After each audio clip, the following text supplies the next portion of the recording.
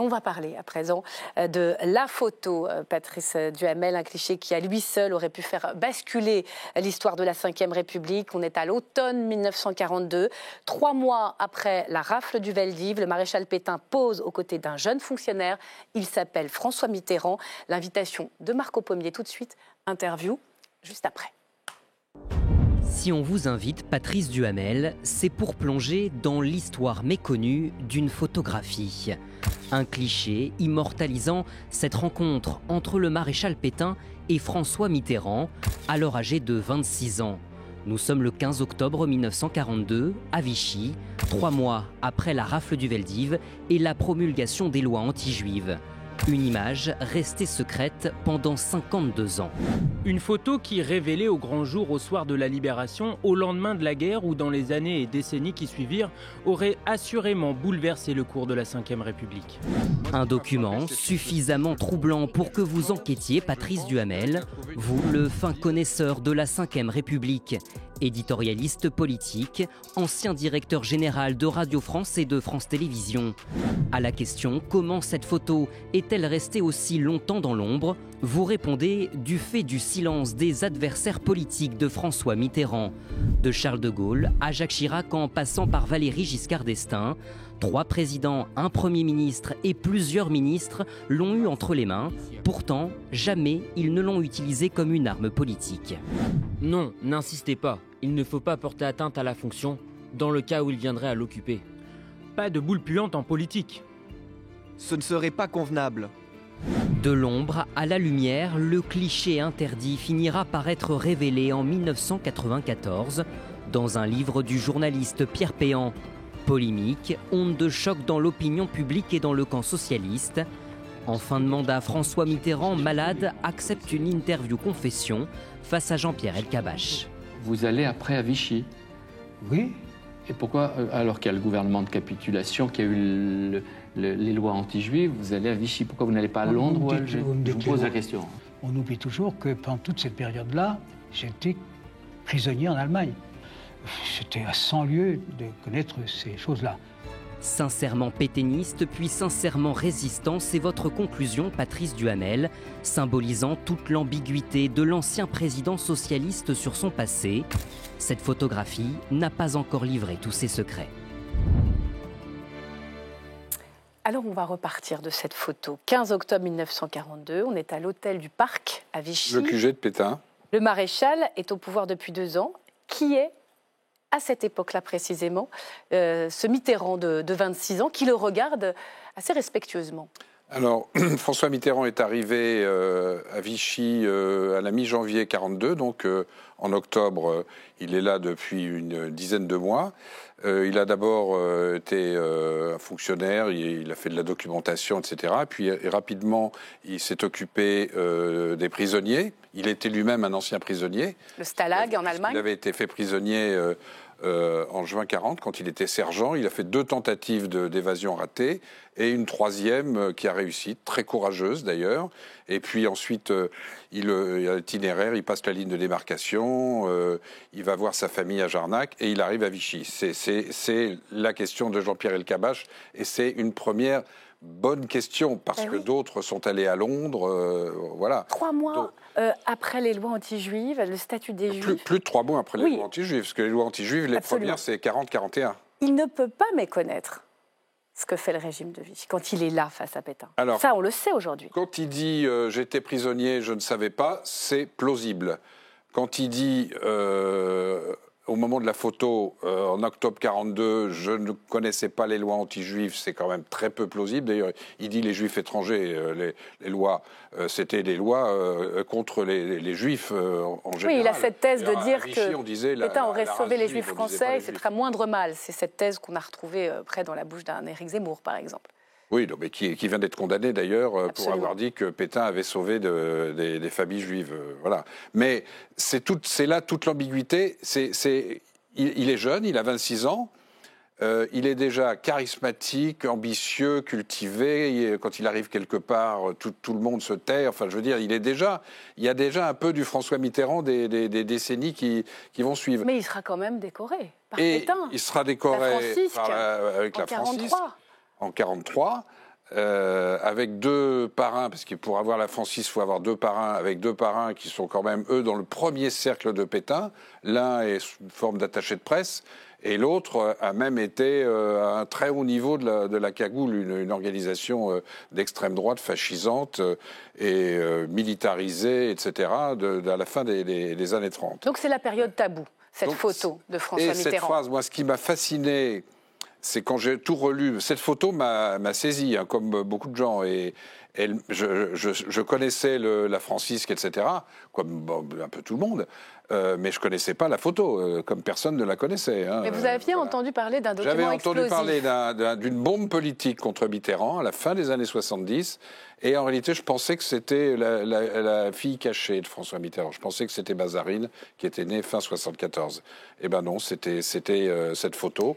Donc, lui-même, François Mitterrand, il sait qu'il existe ce cliché ? Alors, c'est fait partie du romanesque de l'affaire, c'est qu'il sait que la photo a été prise, mais il ne sait pas que De Gaulle, Pompidou, Giscard et Chirac 86-88. Chirac, j'ai un petit doute. Je ne sais pas si on aura le temps d'en parler, j'ai un petit doute. On y vient. Voilà. On commence avec le général De Gaulle. En 69, il fait une phrase extraordinaire qu'il écrit, donc on sait avec quelle soif François Mitterrand écrivait. Et dans un livre qui s'appelait Ma part de vérité, il écrit... entre guillemets, cette phrase est tellement incroyable, je la connais par cœur, rentré en France, donc après son évasion, virgule, je devins résistant, virgule, sans problème déchirant, fermez les guillemets. Les 360 jours à Vichy... 360 jours. Il n'en parle pas. Il n'existe pas. Ça, c'est d'ailleurs extrêmement surprenant de la part de quelqu'un aussi brillant, intelligent, ambitieux, parce que il pouvait quand même difficilement imaginer, je ne parle même pas seulement de la photo, mais que l'ensemble de ce parcours ne serait pas révélé. Alors, on y vient. Les présidents. Comment va-t-elle tomber dans les mains du général de Gaulle, cette photo ? Alors, c'est le ministre de l'Intérieur du général de Gaulle, Roger Frey, qui récupère la photo, qui était chez un collectionneur de photos de cette période, et qui était arrivé à un sous-préfet du Var. Et Roger Frey la montre à ses amis gaullistes, qui décident, ce qui n'est pas une surprise, c'est au général de décider ce qu'on en fait, 10 jours avant la mise en ballottage de Gaulle par François Mitterrand, en 65. En 1965. Et que décide-t-il et pourquoi ? Et là, de Gaulle dit 3 choses. 1, Mitterrand est une arsouille. Alors c'est de l'argot, ça veut dire un voyou. 2, je ne ferai pas la politique des boules puantes. Et 3, cette phrase extraordinaire que vous avez montrée à juste titre dans votre sujet. Imaginez qu'un jour François Mitterrand soit président de la République, je ne veux pas affaiblir la fonction présidentielle. Donc la décision, quand De Gaulle décidait quelque chose, c'était la foudre. C'est ça l'argument principal. Il sentait qu'il avait le potentiel d'être élu président, ou c'est pas rouvrir les blessures du passé ? Je crois un des intérêts de toute cette enquête, c'est qu'on voit que sur De Gaulle, il méprisait profondément Mitterrand sur son parcours et sur ses fluctuations idéologiques venant de la droite et extrême droite jusqu'à... alors, il était moins à gauche en 65 qu'il ne l'est en 80, mais enfin, quand même, il y a tout ce parcours. Mais en même temps, François Mitterrand l'intrigue. Et de dire, imaginez qu'un jour il soit président, ça veut dire ça. Après, donc, De Gaulle crée une jurisprudence. Cette photo existe. On ne la montre pas, elle reste au secret. C'est la jurisprudence de Gaulle. C'est la jurisprudence de Gaulle, photo. Qui est sur la personnalité de François Mitterrand, mais qui est surtout sur on ne fait rien pour rediviser la France, pour ouvrir les plaies. C'était la stratégie de Gaulle depuis 1945. Alors on avance. Pompidou, lui, n'a pas de passé de résistant. Il n'en fera rien non plus. Et il la montre à Chirac, quelques mois avant les législatives de 1973, qui s'annoncent éventuellement difficiles pour la majorité de l'époque. Donc, il se pose la question de savoir s'il va utiliser cette photo.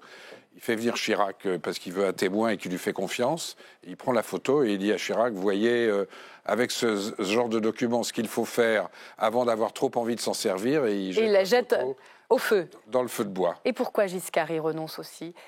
Il connaissait la photo avant sa campagne présidentielle de 1974. Avant son élection.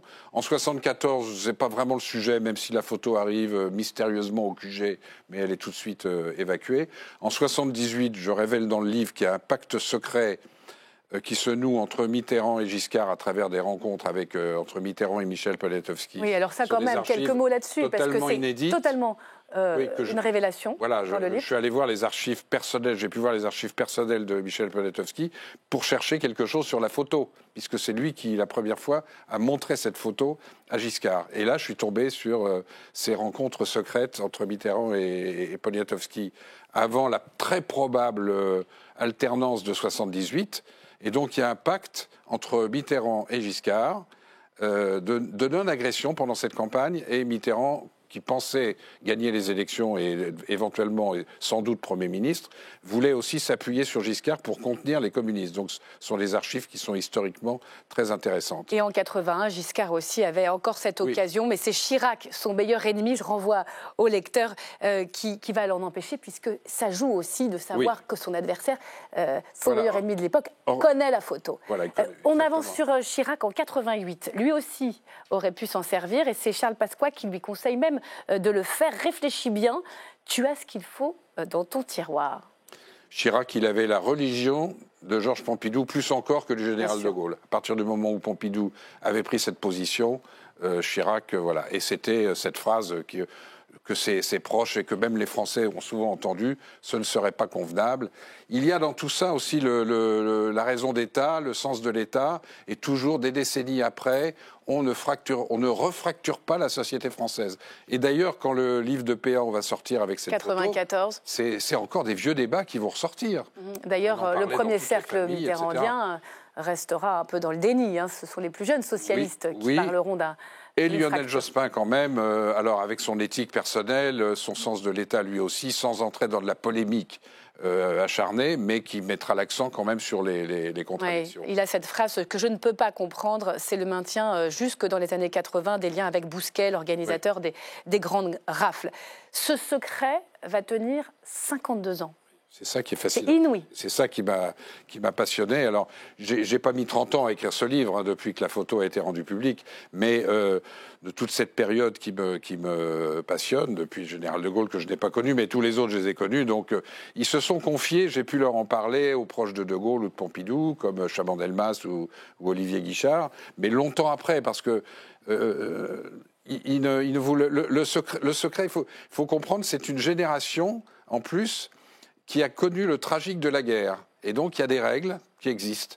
Et on peut regretter, alors c'est aussi en creux absolument dans le livre, impossible aujourd'hui. Qu'aujourd'hui, ce sens du tragique existe moins et que, mais que le sens de l'État existe peut-être un petit peu moins aussi. Et ça vous désole ? Ça me désole. On le sent bien. Oui, il faut lire la photo aux éditions de l'Observatoire. Ça se lit comme un polar et c'est truffé de révélations. C'est formidable, cette idée, l'itinéraire de ce cliché. Merci. Ça dit beaucoup de l'histoire politique de la Ve République. Et ça marche très bien, manifestement. Grand démarrage en librairie.